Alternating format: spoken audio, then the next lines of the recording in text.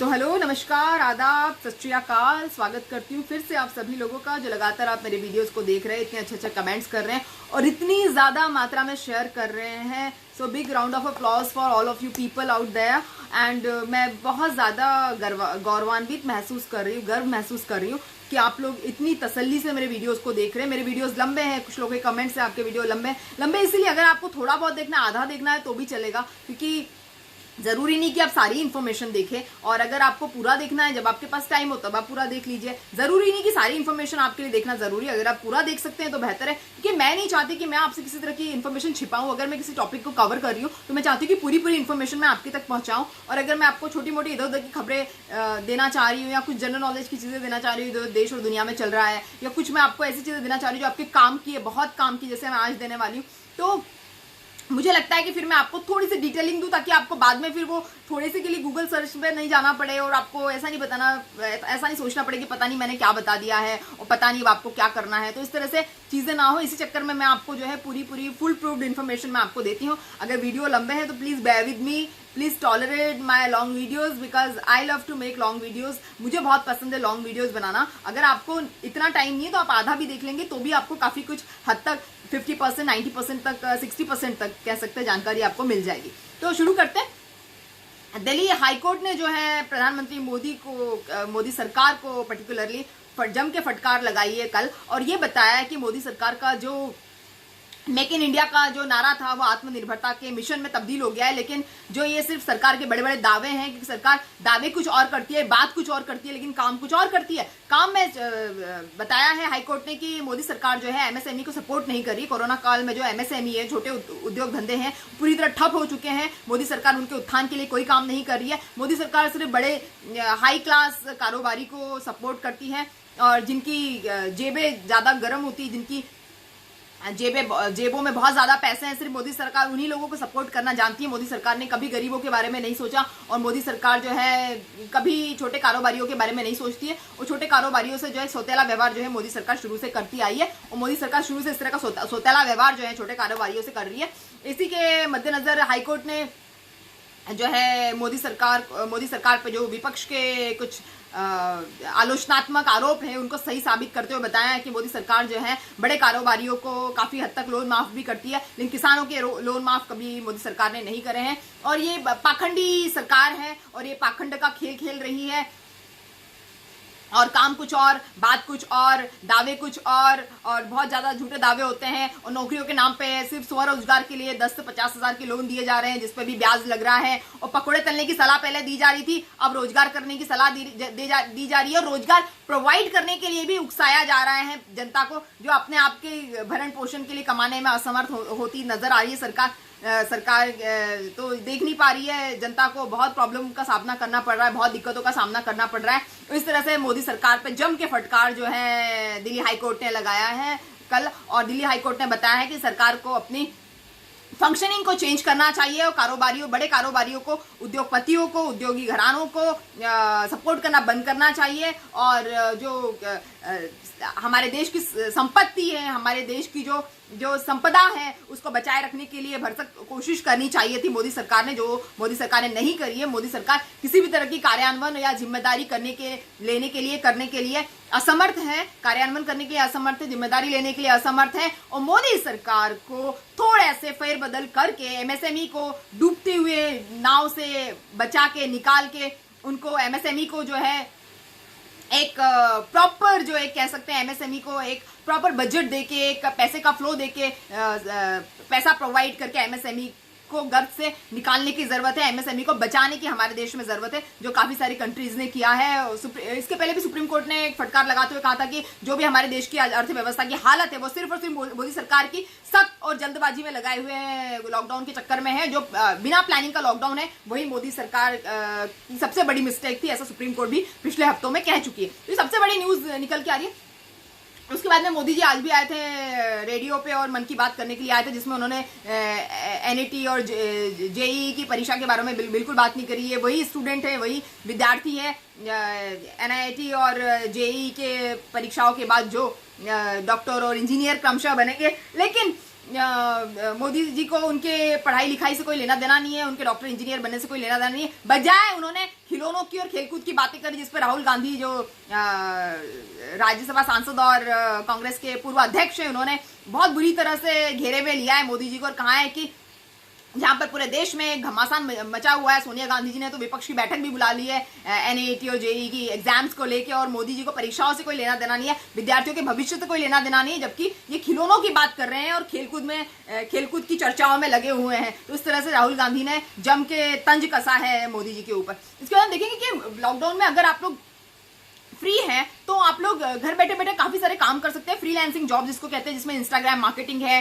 Translation के jobs होते हैं बहुत सारे, और कंटेंट राइटिंग के जॉब्स होते हैं, ऑनलाइन प्रोजेक्ट्स होते हैं, उसके बाद में सोशल मीडिया मार्केटिंग कंसल्टेंट्स होते हैं। आपकी जो भी फील्ड है आप उसका ऑनलाइन कंसल्टेंट दे सकते हैं, कंसल्टेशन दे सकते हैं, परामर्श दे सकते हैं, विचार दे सकते हैं लोगों को।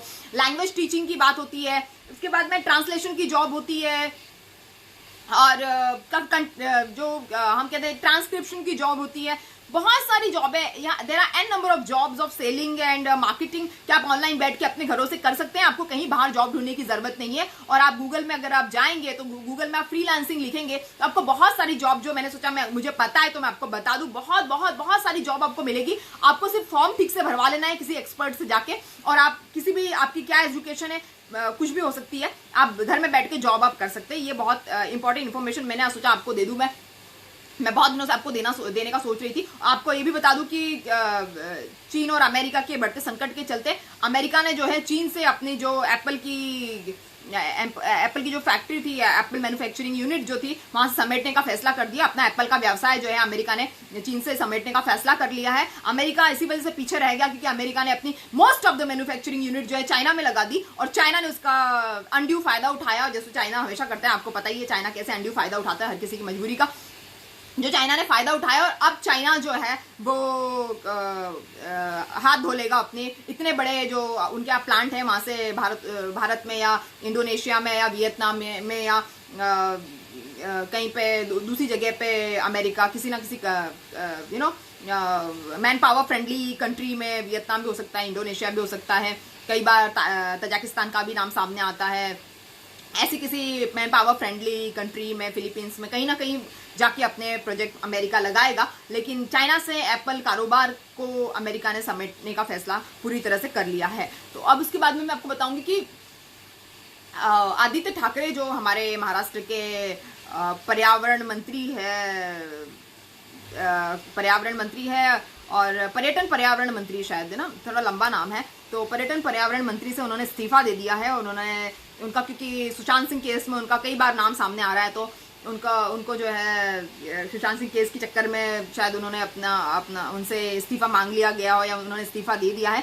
लेकिन अभी खबरें ये आ रही क्योंकि उन्होंने ट्विटर अकाउंट से जो अपना मंत्री पद है पर्यटन तथा पर्यावरण मंत्री वो कुछ हटा दिया है, और समझ में आ रहा है कि उनके रिया चक्रवर्ती से भी उनके संबंध है। जिस तरह की लड़की जो ड्रग्स लेके लोगों को लूट रही है, ड्रग्स खिला खिला के, जहर खिला खिला के वो सुशांत सिंह जैसे स्टार को लूट रही है, इस तरह की लड़की के साथ में आदित्य ठाकरे के जो रिलेशन सामने आ रहे हैं। और रिया तो हालांकि मना कर रही है, लेकिन बहुत सारे कॉमन फ्रेंड्स ने ये बात बताई है जो आदित्य ठाकरे भी मेरे ख्याल से नहीं मानेंगे। तो आदित्य ठाकरे का मानना है कि उद्धव सरकार के जो बढ़ते रसूख की वजह से और ठाकरे फैमिली के रसूख की वजह से उन पे इस तरह के छिटाकशी और इल्जाम जो है लगाए जा रहे हैं, जो सरासर बेबुनियाद है। और इस तरह की छिटाकशी जो है वो ठाकरे परिवार पे नहीं लगाना चाहिए और उनका इस केस से कोई लेना देना नहीं। इस तरह के बयानबाजी जो है अब आदित्य ठाकरे साहब कर रहे हैं। तो देखते हैं आगे क्या होता है। मैंने सोचा आपको बता दूं क्योंकि कुछ इन्फॉर्मेशन मेरे माइंड में घूम रही थी, तो मैंने सोचा आपसे शेयर कर दूं। बाबा रामदेव की हम लोग बात करते हैं, जो बीजेपी के सबसे बड़े समर्थक थे। उनकी जो कोरोनिल दवा थी उसके ऊपर हाईकोर्ट की सिंगल बेंच ने रोक लगा दी थी। उनकी कोरोनिल दवा के प्रचार पे भी रोक लगा दी थी। और कोरोनिल दवा के जो फर्जी दावे अगेन वो बीजेपी की तरह जो बाबा रामदेव ने किया था कि ये कोरोना का इलाज करती, तो अब बाबा रामदेव ने अपना स्टेटमेंट चेंज कर लिया, अपने आप का स्टेटमेंट में फेरबदल कर दिया कि हमने ये नहीं कहा कि कोरोना का इलाज करती है दवाई कोरोनिल, जबकि हमने ये कहा कि कोरोना के बहुत सारे पेशेंट्स इस दवाई से ठीक हुए हैं, जो कि बात तो वही है ले दे के। तो जो ये मामला जो हाईकोर्ट में गया तो मद्रास हाईकोर्ट ने ये बताया है कि ठीक है अब प्रोडक्ट को रोकना या उसका नाम चेंज करना प्रोडक्ट की सेल के लिए बहुत दिक्कत का काम हो जाएगा। प्रोडक्ट की सेल को रोक सकता है इस तरह से नाम चेंज करना। तो अब ये नाम का इस्तेमाल कर सकते हैं, लेकिन ये बताकर कि ये इम्यूनिटी बूस्टर है, सिर्फ इम्यूनिटी बूस्टर है। क्योंकि पहले जब इनकी दवाई को रोका गया था तब मद्रास की एक सिंगल बेंच कोर्ट ने उन पे 10 लाख रुपए का दावा ठोका था और उनको कोरोनिल नाम यूज करने से भी मना किया था। फिर मामला हाईकोर्ट में गया। अब वो नाम का इस्तेमाल कर सकते हैं, लेकिन उनको ये झूठे आश्वासन नहीं देने पड़ेंगे कि जो कोरोनिल दवाई है वो कोरोना का इलाज करती है। आप भी सुन लीजिए, कोरोनिल दवा कोरोना का इलाज नहीं करती है। कोरोनिल दवा सिर्फ और सिर्फ इम्यूनिटी बूस्टर है। जो कोई भी आयुर्वेदिक दवाई शायद इम्यूनिटी बूस्टर हो सकती है। हमारे यहाँ इसके पहले भी श्री श्री आयुर्वेदा और आयुष और बहुत सारे, मेरे ख्याल से आप देखेंगे हमदर्द और बहुत सारे यूनानी और आयुर्वेद का हमारे देश में चलन रहा है सदियों से, पता नहीं कितने सैकड़ों सालों से। तो आप अपना सकते हैं, और भी बहुत सारी दवाइयाँ हैं। तो मेरे ख्याल से आपको फर्जी दावों में आने की ज़रूरत बिल्कुल नहीं है। और ये ज़रूरत जो है उन लोगों के लिए जो अंधे फॉलोवर है रामदेव बाबा के, वो शायद इस दवाई का इस्तेमाल करने में ज़्यादा समझदारी समझे। मगर ये मेरा बताने का आपको काम था। जो मैंने आपको बताया, पाकिस्तान और बलूचिस्तान में, पाकिस्तान के बलूचिस्तान और सिंध में जो है बहुत ज़्यादा बहस छिड़ गई है। एक खिलाफत आंदोलन टाइप्स वहाँ चला गया है। और वहाँ पर जो लोग खिलाफत कर रहे हैं कि उन्हें पाकिस्तान में नहीं रहना है, जो पीओके के एरियाज है, पीओके के एरियाज है बलूचिस्तान और सिंध प्रांत शायद।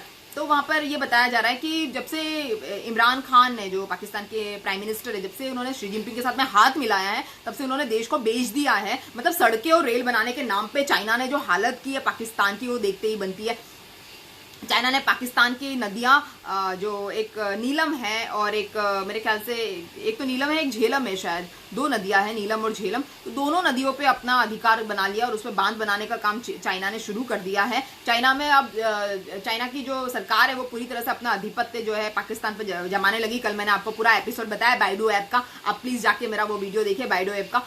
तो बाइडो जो जीपीएस टाइप का ऐप है, उसके बारे में आप मेरा कल का वीडियो देखेंगे, आपको पता चलेगा। मैंने बहुत विस्तार से समझाया और बताया है आपको कि कैसे कैसे घटनाएं एक के बाद एक घटी है।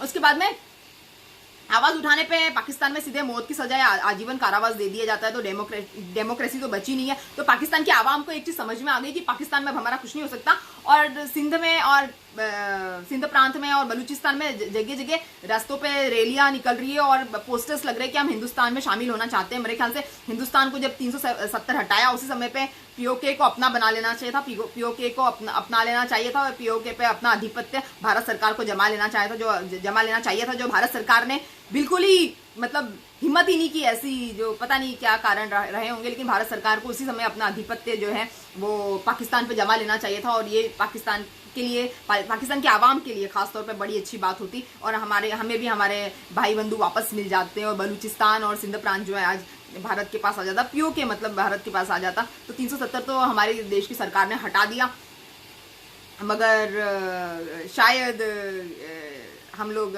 पीओके को हथियाने की हिम्मत नहीं बना पाए। जो हमारा खुद का प्रांत है, एक्चुअल में हमारा खुद का प्रांत है, तो हमें उनकी आवाम की जो गुहार है वो सुन लेनी चाहिए और हमें पाकिस्तान को अपना लेना चाहिए। और पाकिस्तान में जो है, जब से ड्रैगन का हमला हो गया है, चीनी शी जिनपिंग जब से पाकिस्तान की देखरेख में उतरे हैं, तब से शी जिनपिंग ने धीरे धीरे पाकिस्तान के खजानों के साथ में प्राकृतिक संपदाएं भी अपना ली है। अब जब बांध का 2026 तक बांधों के निर्माण हो जाएंगे तो फिर पूरा चीनी जो है फंक्शंस जो है, चीनी ऑफिसर्स के फंक्शंस जो है चाइना में होंगे और पाकिस्तान में होंगे। चीनी ऑफिसर्स के फंक्शनिंग से पाकिस्तान में काफ़ी ज़्यादा इंटरवीन होने वाला है, जो पाकिस्तान की आवाम को समझ में नहीं आ रहा है। पाकिस्तान की आवाम का कहना है कि इमरान खान ने शी जिनपिंग के हाथों पाकिस्तान को बेच दिया है और वो इसका समर्थन नहीं करते, ऐसे पाकिस्तान की आवाम का कहना है। पाकिस्तान की आवाम ये भी कहती है